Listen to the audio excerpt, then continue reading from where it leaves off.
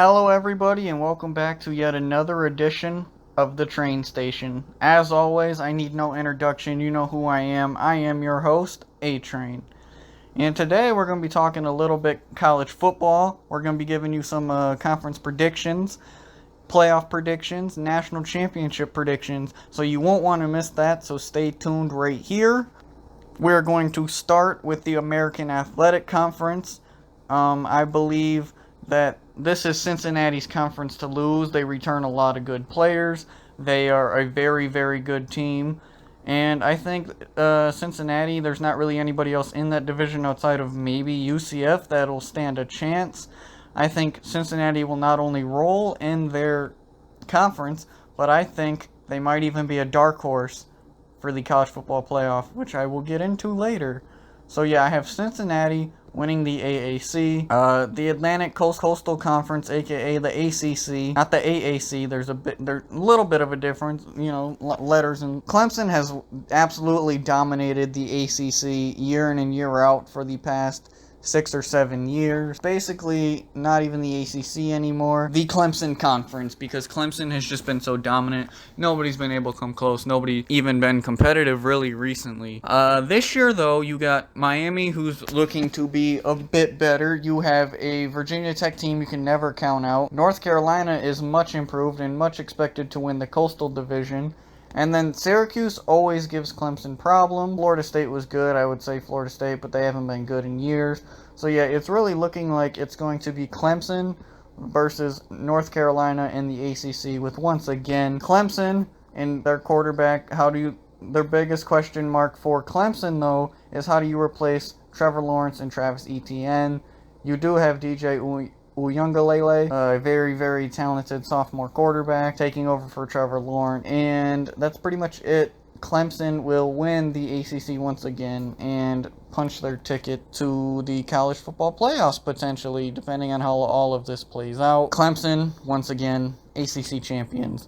Now, a conference that really I think is up for grabs this year, the Big 12. If you watched my previous videos, you know about the Big 12 and Texas and Oklahoma leaving to go join the SEC as late as 2024, 2025, potentially sooner. Do they continue their dominance? Texas hasn't really been relevant as of late. Oklahoma has absolutely dominated the Big 12. Does that continue? Like I said, if you watch my recent videos, you know how the downfall could be. So who dominates the Big 12 until it no longer exists? I think Oklahoma will make the title game. This is a conference that you have to watch out for. TCU is a much improved team. Oklahoma State is a much improved team. And then there's Iowa State. Iowa State is arguably right there with Oklahoma as far as talent goes. They return Brock Purdy, very talented quarterback.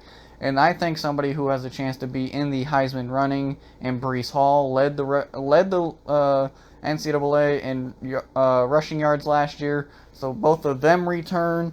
And I think this is a very dangerous team. I got Iowa State and Oklahoma in the Big 12 championship, with Iowa State knocking off Oklahoma finally and winning the Big 12 after all these years. Don't count it out. Don't call it an upset. It might be considered an upset, but don't call it an upset. I'm calling it here first. Iowa State wins the Big 12. Potentially moves on to the college football playoff, but I think if the winner of the Big 12 will get in, so I think they have a great shot. Moving on to the Big Ten, aka Ohio State, has run this conference much like Clemson has the ACC. They might as well just rename it Ohio State versus everybody. Once again, it's looking like this year is down to Ohio State conference to lose. Not going to be as easy as it has been in past years. Iowa is looking very, very good. They return a very good team. You can never count out Wisconsin. Penn State is a much improved team. And the team Ohio State mostly has to look out for in this conference, Indiana. Indiana is a very, very improved team with Michael Penix Jr. coming back at quarterback. Indiana is a sleeper team in this Big Ten. I think Ohio State moves on to the Big Ten Conference Championship against Iowa, but do not count out Indiana. We all know Maryland's not making it. Michigan isn't making it. Michigan has more problems than, the rest of these teams. I wouldn't even say they're improved. Indiana is going to give Ohio State State the game of the season probably.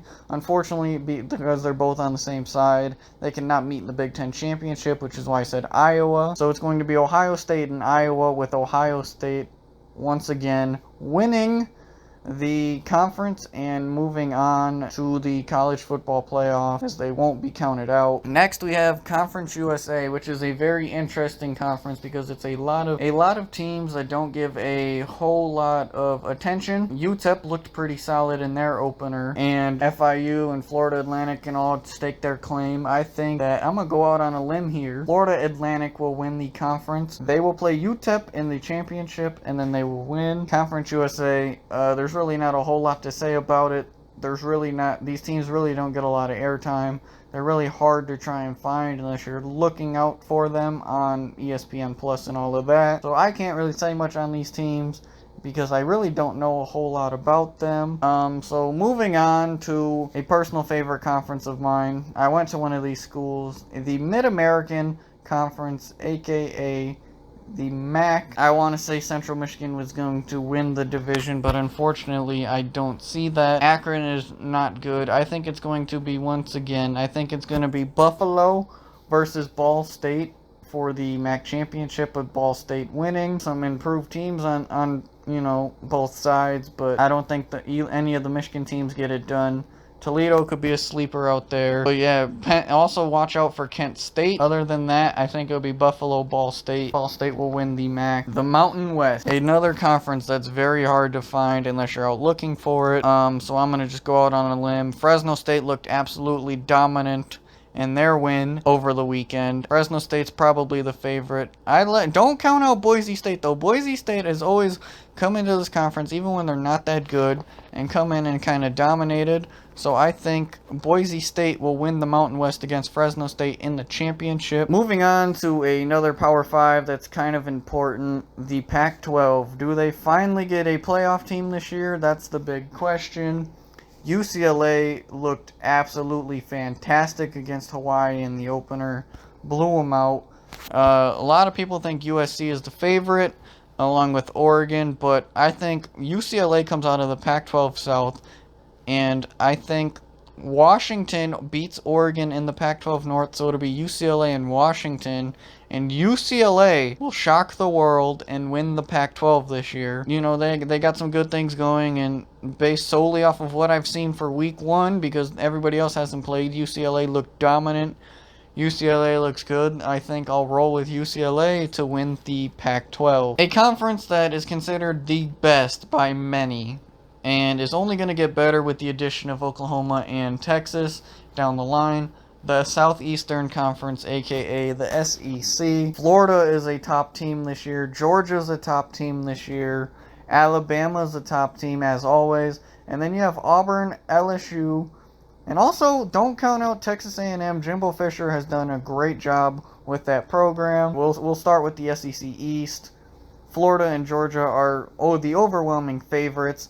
Although Kentucky right under there, don't count Kentucky out. Kentucky has built a solid team, but I think Florida and Georgia are too much. I think that head-to-head is going to be important. I have Florida beating Georgia, as Georgia still hasn't found a way to be able to get it done in big games. Florida will beat Georgia and move on to the SEC East victory in the SEC Championship, and they will play the overwhelming favorite, Alabama.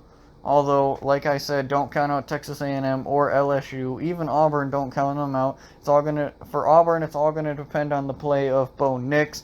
LSU last year had a rebuilding year. It's going to be much different this year. So Alabama's going to not win by as handily as we're used to. They're going to struggle a few times. I don't think they lose, though. They play Florida, and they once again beat Florida. The Fun Belt, aka the Sun Belt.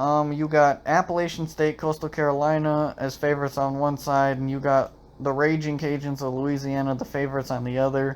The Chanticleers of Coastal Carolina are making some noise. I think they'll win that division and move on, and they'll play the Raging Cajuns of Louisiana. Coastal Carolina will win and will have a legitimate argument that they should be put in the college football playoff, though they won't. They do have a legitimate argument. Now, moving on to the college football playoff, as I said, Cincinnati, if they run the table, has the legit argument. But unfortunately, until they change 4 teams, they have no shot. Even if they go 12-0, I don't think Cincinnati makes it. So here's my top 4 in the playoff. I know I didn't even mention Notre Dame only because they are independent. Notre Dame is always that wild card. I don't know if we've seen enough in the playoffs for the committee to once again consider them, because every time they've made it, they've gotten, their teeth kicked in. So if I'm the committee, I don't even consider Notre Dame. Even if they go undefeated, I don't consider them. It's time for some new blood or some old blood to just continue to run the table. I'm going to do this as if Cincinnati has absolutely no chance. Here's my top 4. It would be Alabama 1, Clemson 2, Ohio State 3. The usual 1, 2, 3, Ohio State, Alabama, Clemson in no order. But this year, I think once again it'll be Alabama, Clemson, Ohio State, and that's where the 4th team comes in. I think the 4th team will be the winner of the Big 12. Sorry, Pac-12. Once again, you are out. The Pac-12 gets left out because Oregon or UCLA just doesn't win enough games. They lose along the line.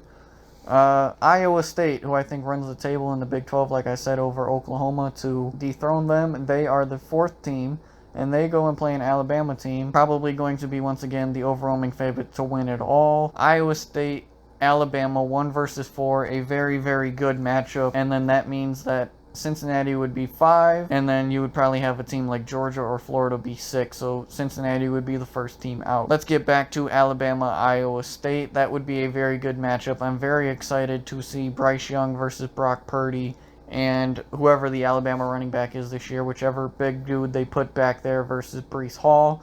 Like I mentioned, I think Breece Hall will be a Heisman contender, so having Breece Hall in this type of environment will be good, but I think Alabama in the end ultimately is too strong. Alabama moving on to the national championship, and then on the other side, we once again get Ohio State and Clemson. We've seen this matchup far too many times now. I think at this point it's more of a rivalry than Michigan and Ohio State is. Ohio State got the better of them last year.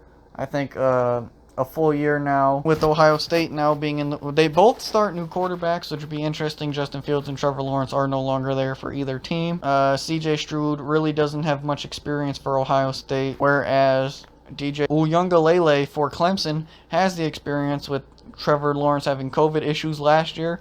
He had to step in and play some games. That will ultimately lead to them beating Ohio State from quarterback experience alone. Alabama, Clemson, part 5, I believe, for the national championship. I really want to pick Clemson, but I think it's just the easier and safer way to say Alabama wins once again. Nick Saban gets another national championship to add to his resume. I really think the playoffs need to be expanded at this point. We keep saying the same 3-4 teams, which is why I threw Iowa State in there. Now, Alabama winning the national championship, I'm going to throw a scenario out there. Unfortunately, we really don't know a lot, and so it's very easy to pick the favorites early on. But yes, I think Roll Tide wins their yet another national championship. As I mentioned in the early stages of this video, be prepared to watch this, and then next week I will give you Darrell's thoughts on who he thinks will walk out national champion, and then I will get into some NFL as well. Very interesting, could be a lot of teams up for a Super Bowl in this year in the NFL. I will be discussing that at a later date as well. Obviously, before we get too far into the season, we might be a week or two in, but that's okay. My predictions will still stand. As always, this has been another episode of The Train Station. Thanks for hanging out, and I'll see you guys on the next video. Peace!